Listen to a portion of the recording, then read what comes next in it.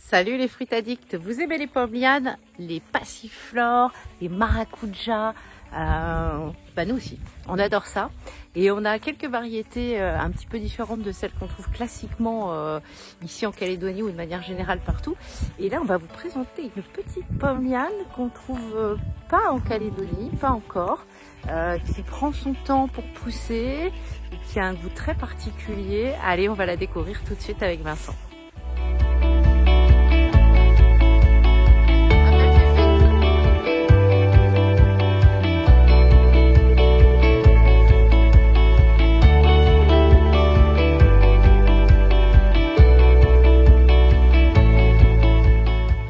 Hola, chiquito! Hey, salut les fruits addicts. Bon, vous tombez bien, aujourd'hui on a une petite récolte de fruits de la passion. Ils sont un peu bizarres ces fruits de la passion, hein. Passiflora lorifolia. Voilà. C'est une variété, c'est une espèce de passiflore, mais qui est pas très commune. Voilà, ils sont assez sympas ces fruits-là. On l'appelle pomme liane banane.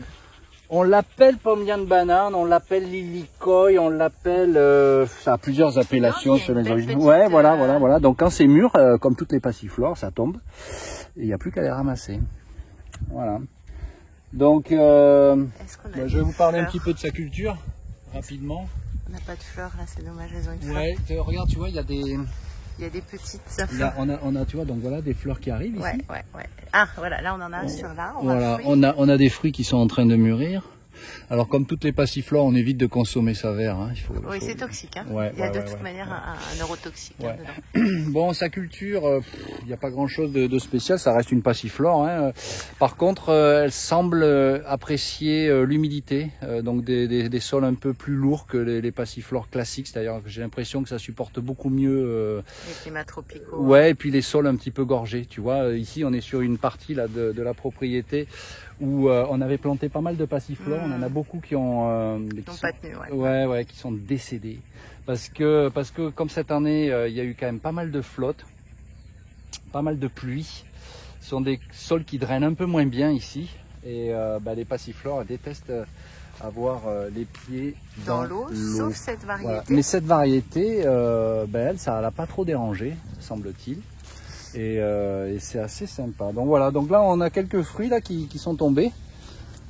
Je me suis dit tiens, ça pourrait être une occasion d'une vidéo. Elle est belle cette une occasion, ouais, celle-là elle est quand même très sympa. Alors il faut savoir que ce sont des passiflores qui n'aiment pas descendre sous les 21 degrés. Donc on est vraiment sur de la passiflore tropicale. Ouais, là, ça ne sera pas adaptable sur des jardins en Europe. Ouais.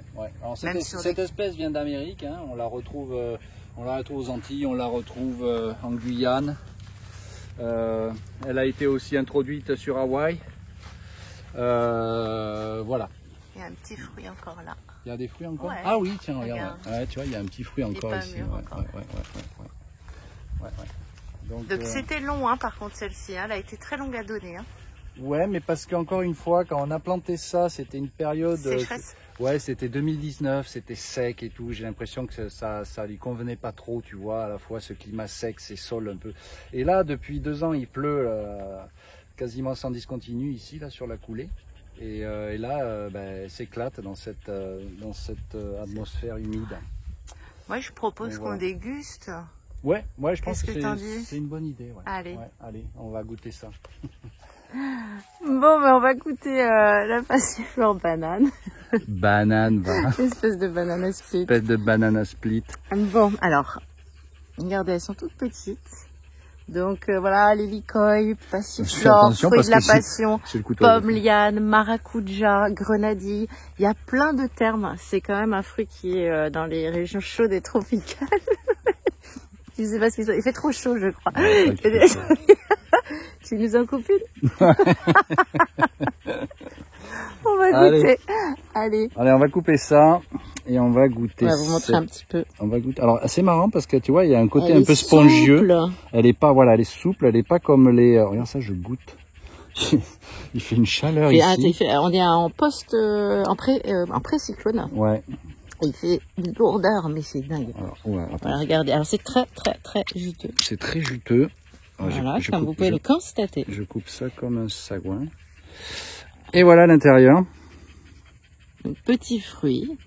Allez, je te laisse goûter celle-là, je vais ouvrir l'autre.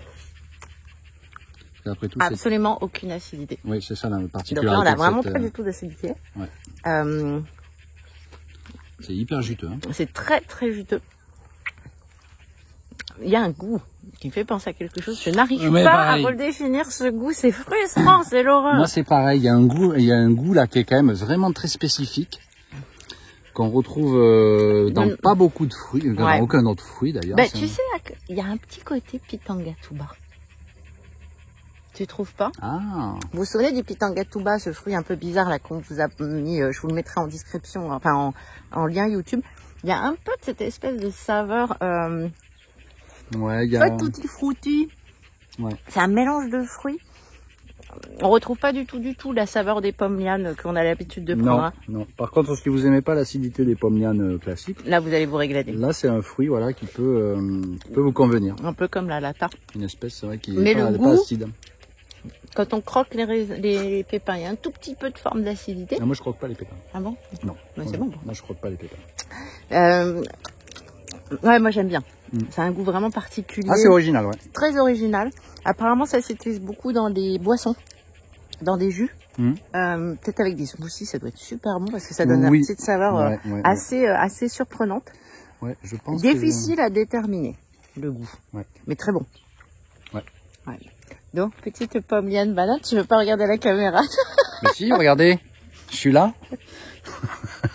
Non, il y a peut-être un petit effet, tu sais. Ce petit neurotoxique. Oui, parce qu'en fait, ce qu'il faut savoir, c'est que pourquoi il faut pas manger les pommes lianes vertes d'une manière générale, parce que ça.